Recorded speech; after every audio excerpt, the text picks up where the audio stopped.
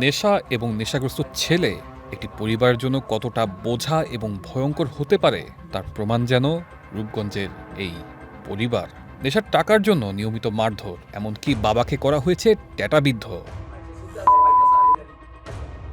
ইয়ার পরে এই যে দেখেন আমার পাওয়ার মধ্যে একটা কূপ দিছে, রবুল এই যে পাওয়ার এই বেঙ্গরির রক টাকাই জাগেছে আমার। আর অন্য অন্য কত আমার অন্য কইছে এইভাবে মানুষে হেরা না, এই ঝুল দিয়া এইভাবে প্রতারণা কইরা আমার কত কত বিটু কইরা আমার ইজ্জত মান সব শেষ। এভাবে কান্নাজড়িত কণ্ঠে নিজের আপন ছেলের নির্যাতনের বর্ণনা দিচ্ছিলেন বাবা ইদ্রিস আলী। তার অভিযোগ, তার ছেলে রবিউল দীর্ঘদিন ধরে নেশায় আসক্ত হয়ে পরিবারে অশান্তি সৃষ্টি করে আসছে। আমার ছেলে কিন্তু এখন জেলে, মানে টেরা মারার পরে এটা কিন্তু নিষেধা দিয়ে আমার পুলিশে দিয়ে দেয়। তো বড় ছেলে বউ এখন বাড়িতে, পরে পোলায় আর হ্যার মায় বাড়িতে যাইতে পারে নাই, বউ ফোন করে কিভাবে হ্যার এই বুড়ি সাজায় রাখছে।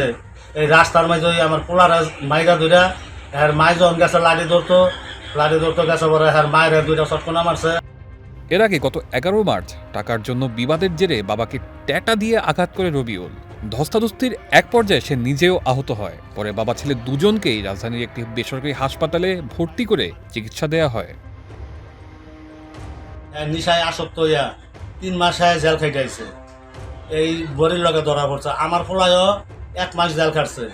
ইয়ার পরে আবার এখন আমার রোবারে হুমকে দিতেছে, আমি বাড়িতে যাই পারতাম না, হ্যাঁ কবে ছুটাই আনবো, হ্যাঁ আনি নাকে আমার মাইরা লাগবো, আমার ছোট পোলারে মাইরা লাগবো, দেখবো আমরা কেমন ভাই বাড়িতে যাই। তবে ঘটনা এখানে শেষ হলেই হয়তো ভালো হতো, কিন্তু চিকিৎসা শেষে বাড়িতে ফিরেই আবারও বেপরোয়া হয়ে ওঠে রবিউল। অভিযোগ রয়েছে নেশার টাকা না পেলে নিয়মিতই মা বাবাকে হুমকি ও মারধর করত সে। আমার কি কারণে ছাড়বা দিল, আমার কি কারণে বাঁধলো, জাকিরের বউ আমার এগুলা ইনা দিছে, আর আমার ছেলের কি কারণে মারা গেলাম, মারলো আমার ছেলে। আমি সাবাস করতে কাগজ লইছি, আমি এই কাগজ লই, আমি এই মামলা চাই, আমি মামলা করবো। ছেলের সব ঘটনায় অতিষ্ঠ হয়ে মা শাহিদা বেগম এবং তার স্বামী ইদ্রিস আলীকে সঙ্গে নিয়ে নারায়ণগঞ্জের সিনিয়র জুডিশিয়াল ম্যাজিস্ট্রেট আদালতে অভিযোগ দায়ের করেন। পরে আদালতের নির্দেশে রূপগঞ্জ থানা পুলিশ রবিউলকে গ্রেফতার করে জেলে পাঠিয়েছে। এমন সময় আমার শব্দ না হই না, বউ দৌড় করে নামতাছে, আগুন আগুন আগুন আগুন। আমি কই বউ তুমি কই যাও, আগুন আগুন হলে কই যাও গা। তো আমার জারুটা আমি আবার করতে জারুটা ফের রইছে না, জারুটা আবার লইছি, চানো লইয়া যাই।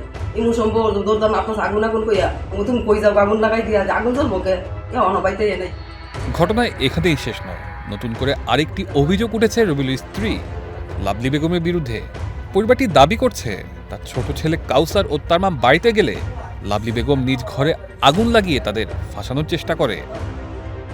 দিয়া গরমে আগুন লাগাইছে, যে সময় ঘর রাওড়া বইনা পুরা ওরে ধরে মানুষের ডাক দিছে, আর সময় কাকা ওই বাড়িতে আছেন। অন্যদিকে এই ঘটনার সঙ্গে জড়িতদের বিরুদ্ধে আইনানুগ ব্যবস্থা গ্রহণের আশ্বাস দিয়েছে পুলিশ।